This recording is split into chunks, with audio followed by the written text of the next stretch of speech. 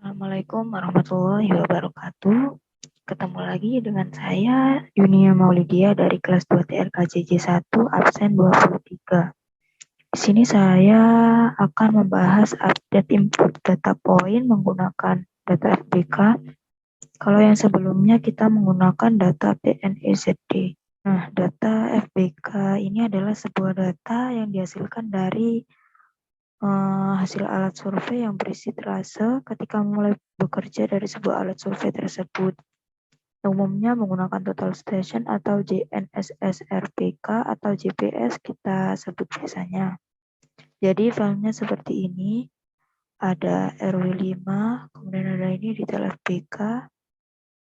Nah, ini data mentahannya atau data proses pengambilannya, beda dengan PNEZD yang berupa data koordinat.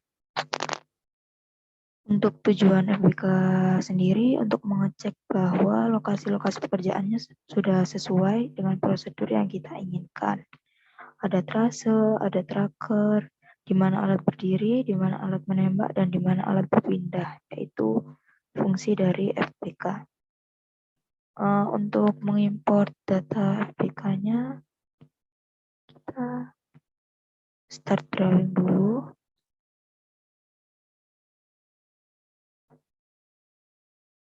Di ini kita menggunakan menu import survei data.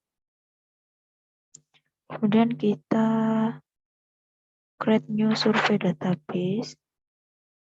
Saya bikin misalnya sampel project 3. Kita klik OK.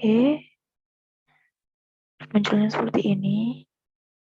Kita next aja. Terus di sini ada file book file. Dan di sini ada pilihannya, ada len XML file, point file, dan point from drawing.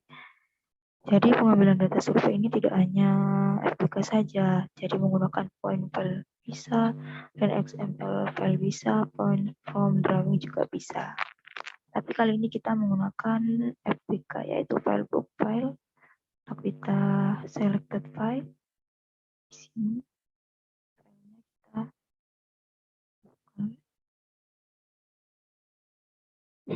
lalu kita next saja.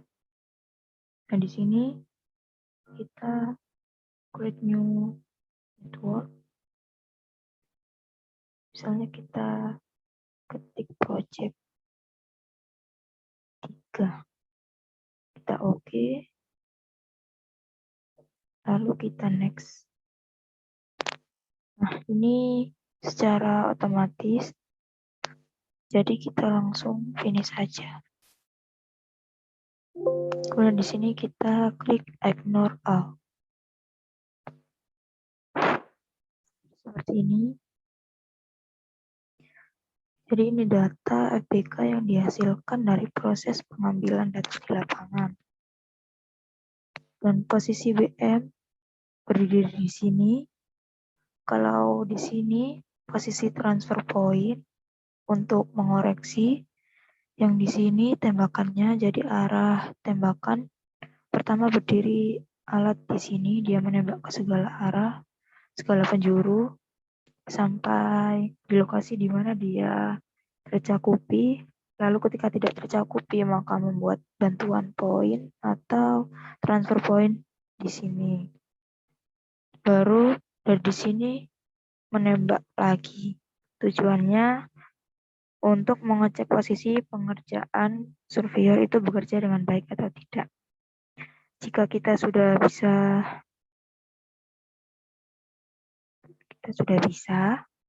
klik kanan, terus object viewer. Nah, di sini kita bisa cek secara 3D polynya. Kalau elevasinya ekstrim, dia akan terlihat perbedaan elevasinya. Jadi ini bukan 3D-nya, tapi tanpa atas saja. Seperti ini. Lalu bagaimana kalau kita mengeluarkan poin? Caranya sama saja dengan metode import point. Langsung kita klik saja di sini, survei point di sini. Nah, ini tampak poinnya di sini. Lalu untuk import poinnya tinggal kita klik kanan saja, kemudian poin, kemudian di-insert into drawing. Nah, jadi seperti ini. Jika sudah seperti ini, lalu kita kalau ini tidak mengganggu, kita bisa layoff. Ketika proses sudah selesai, kita sudah tahu tahapannya bagaimana orang survei mengambil data pengerjaannya, kita bisa meng-hide di sini. Di sini hide. Kalau tidak mengganggu, tidak usah di-hide, tidak apa-apa.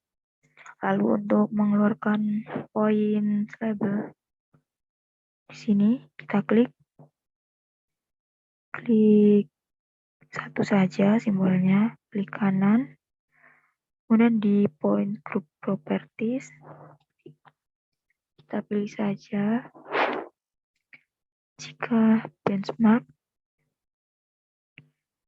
jadinya seperti ini, tapi kita menggunakan basic dahulu.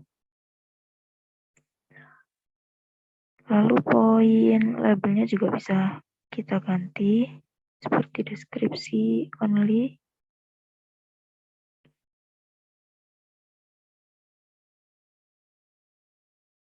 Elevasi, kita klik OK.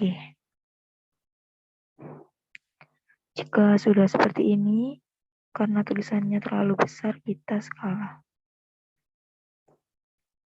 Nah, skala ini tidak merubah posisi atau jarak, tapi cuma mengecilkan tulisannya atau labelnya kayak gini. Kita bisa setting dulu untuk melakukannya. Kita klik di sini, drawing, klik kanan, edit drawing. Nah, di sini kita masukkan beberapa lokasinya, misalnya contoh kita Indonesia. Kita menggunakan UTM WGS 84. Sini. Kemudian lalu proyeksinya berapa kita masukkan di sini.